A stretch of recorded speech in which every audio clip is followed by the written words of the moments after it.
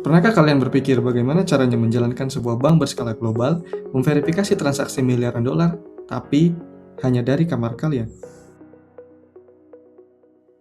Halo semuanya, saya Muhammad Gimnastia Lagi Pari, NIM 270250404. Hari ini kita akan berbicara bukan hanya soal uang atau aset finansial, tapi bagaimana software engineering dan blockchain sedang membangun mesin sistem keuangan yang ramah lingkungan untuk masa depan. The future economy-friendly economy, green finance and environmental conscious of blockchain technology. Pada video kali ini kita punya 4 target utama. Yang pertama adalah pergeseran engineering khususnya pada jaringan Ethereum dari proof of work ke proof of stake. Yang kedua, kita akan membandingkan yield atau reward dari kripto yang dihasilkan melalui POS atau proof of stake versus bunga bank secara tradisional. Yang ketiga, kita akan menganalisa seberapa dampak lingkungan yang dihasilkan termasuk konsumsi energi dari kegiatan di jaringan Ethereum. Dan yang terakhir, kita akan hands-on menjalankan simulasi finansial bagaimana mekanisme proof of stake ini bekerja secara langsung di lingkungan development. Kita mulai dari dasarnya, yakni kripto adalah aset digital tanpa nilai intrinsik yang murni ditentukan oleh pasar. Nilainya ditentukan sebagaimana supply dan demand yang ada di pasar secara nyata dan secara langsung tentunya. Dan tentu saja sang original yaitu Bitcoin. Bitcoin diciptakan oleh Satoshi Nakamoto pada 2008. Dulu mungkin harga koin ini bahkan tidak menyentuh $1, tapi sekarang Bitcoin telah berevolusi menjadi salah satu instrumen investasi terbesar di dunia. Kita kembali ke background dari kripto, yakni adalah blockchain. Kita akan membahas dan membandingkan bagaimana blockchain bekerja dibandingkan dengan tradisional bank atau bank secara tradisional. Bank konvensional beroperasi di atas hidden database atau database tertutup yang tidak diketahui bagaimana cara meletakkan datanya, mengoperasikannya, dan berapa. Kemudian dalam sistem bank tradisional, nasabah atau kita harus menyetorkan uang kepada mereka sehingga kita harus percaya 100% kepada mereka sebagai penyedia layanan banking. Dan tentu kita percaya bahwa uang yang kita simpan atau yang kita titipkan di mereka itu tidak digunakan secara sembarangan, tidak dipinjamkan, tidak dibuang atau tidak disalahgunakan. Dan percaya juga bahwa akun atau rekening kita untuk mengakses uang kita itu tidak bisa diblokir secara sepihak, dan itu ada dalam kepercayaan kepada pihak ketiga. Sebaliknya, dalam blockchain itu menggunakan public ledger atau buku besar secara publik, yang mana ribuan komputer yang menjalankan node Bitcoin misalnya itu akan memvalidasi transaksi pada public ledger ini, sehingga tidak ada perantara, tidak ada siapapun yang bisa mengubah saldo kalian di jaringan blockchain. Kemudian inilah yang disebut kepercayaan buta atau blind trust, yang mana perantara tersebut bisa digantikan oleh verifikasi matematis murni yang beroperasi 24 jam per 7 tanpa hari libur. Lalu kenapa kita butuh aset digital seperti Bitcoin? Coba kita lihat bagaimana uang fiat kita, di sini kita gambarkan dengan USD, itu ada di dompet secara fisik dan berbentuk kertas, kemudian eh, USD ini bergantung kepada bank sentral di Amerika dan mereka punya kebijakan untuk mencetak uang lagi sehingga bisa jadi daya belinya itu tergerus karena inflasi. Kemudian kebijakan yang berubah karena pemimpin yang berubah itu juga mengakibatkan inflasi. Di sisi lain, kita lihat bahwa Bitcoin dibatasi suplainya secara mutlak. Sejak pertama kali dirilis itu 21 juta koin.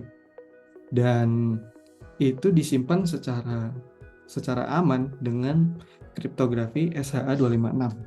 Tidak ada siapapun yang bisa mengintimidasi developer atau pembangun Bitcoin ini untuk mencetak koin tambahan atau mengambil koinnya karena sepenuhnya kepemilikan ada di jaringan blockchain dan terenkripsi dengan mekanisme kriptografi.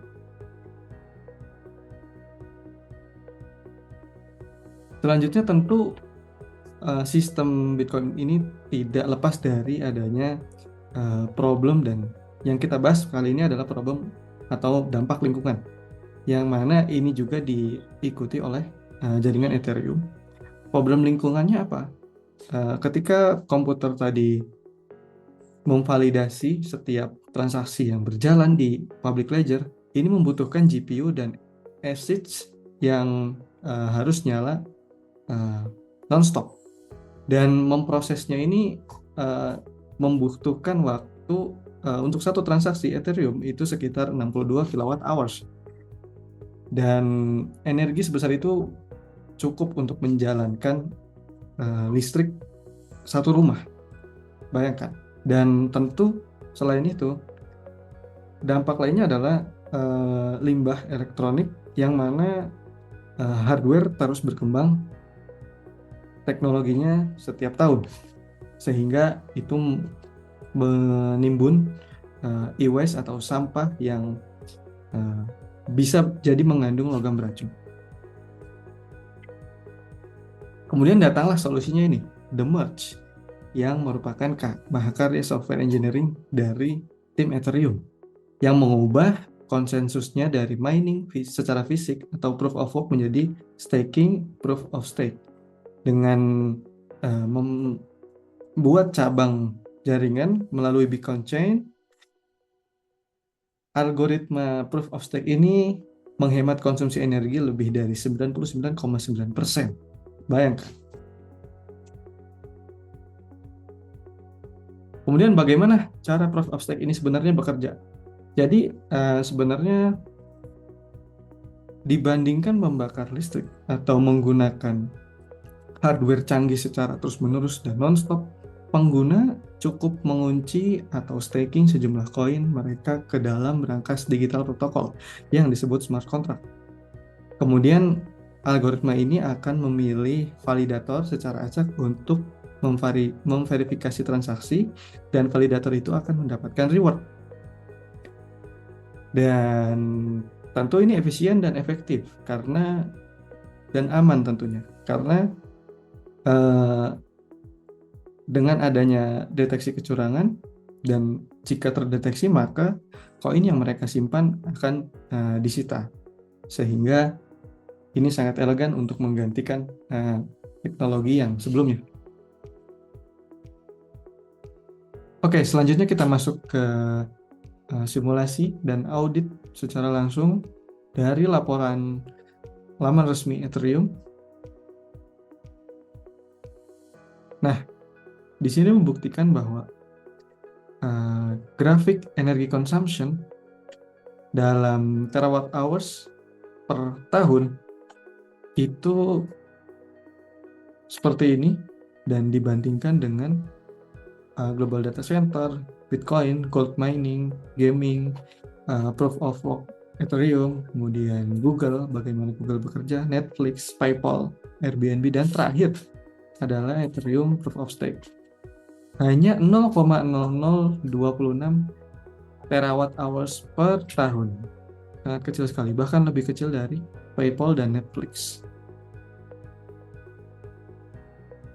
Kemudian Di sini juga ditampilkan laporan perubahan yang signifikan pada carbon footprint atau hasil emisi karbon yang diperoleh dari eh, transaksi di Ethereum. Ini menunjukkan bahwa pre-merge atau proof of work itu menghasilkan lebih banyak carbon footprint setinggi menara Eiffel kira-kira. Kemudian Ethereum post-merge setelah adanya proof of stake itu hanya menghasilkan 4 cm carbon footprint atau CO2e. Nah, ini sangat kecil sekali. Di sini membuktikan bahwa inilah substansi penting dari perubahan pergeseran engineering proof of work ke proof of stake, sehingga mendukung ekonomi hijau dan keberlanjutan di bumi. Hasilnya sangat nyata. Jejak karbon turun drastis, kemudian penggunaan konsumsi energi 99,9% dikurangi, sehingga transaksi bisa jauh lebih cepat. Kemudian tentu limbah perangkat keras atau e-waste hardware berkurang, dan para pelaku industri selanjutnya akan beralih menggunakan energi terbarukan ini untuk menjalankan atau menjadikan sebagai konsensus di jaringan mereka.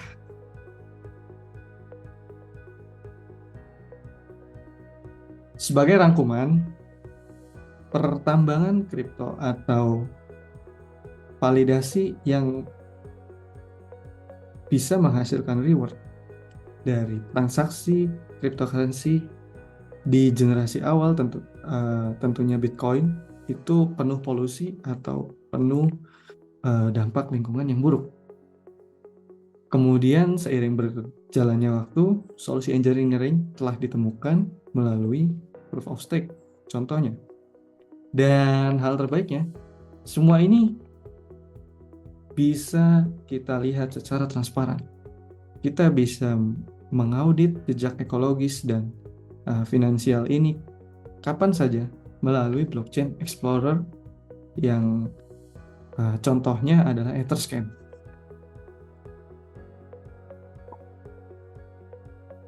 Sebagai penutup, uang masa depan bukanlah soal kecepatan atau hanya desentralisasi, tapi ini soal energi hijau, soal keberlanjutan bumi kita. Jadi, engineer yang baik adalah mereka yang bisa menentukan masa depan bumi ini menjadi semakin lestari dan berkelanjutan. Terima kasih sudah menonton. Sampai jumpa.